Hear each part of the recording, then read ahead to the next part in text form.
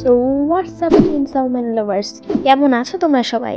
এখন ভালো আছো বুঝলাম, কিন্তু আজকে এই চেইনসও ম্যানের 10টি ফ্যাক্ট জানার পরে তোমরা নিশ্চয়ই পাগল হবা। তো বেশি কথা না বাড়িয়ে let's jump on the video.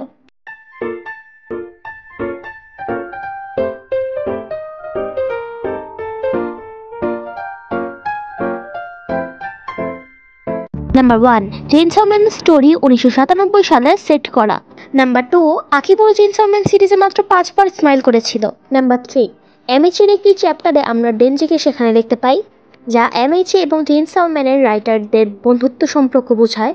Number 4, এক ইন্টারভিউতে লেখক বলেন কবিনীর ডান্স সিটটা একটি মাঙার ডার্ক সাইডটা একটু লাইট করার জন্য দেওয়া হয়েছিল।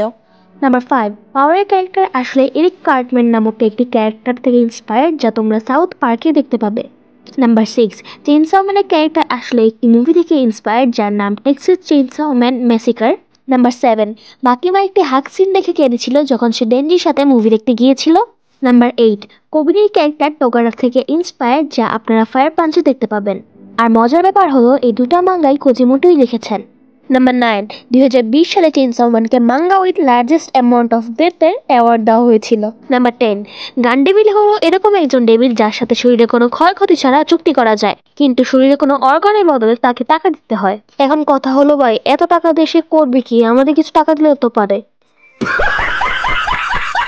তো আজকের ভিডিও এই পর্যন্তই, দেখা হবে পরের ভিডিওতে। ততদিনের জন্য আল্লাহ হাফেজ।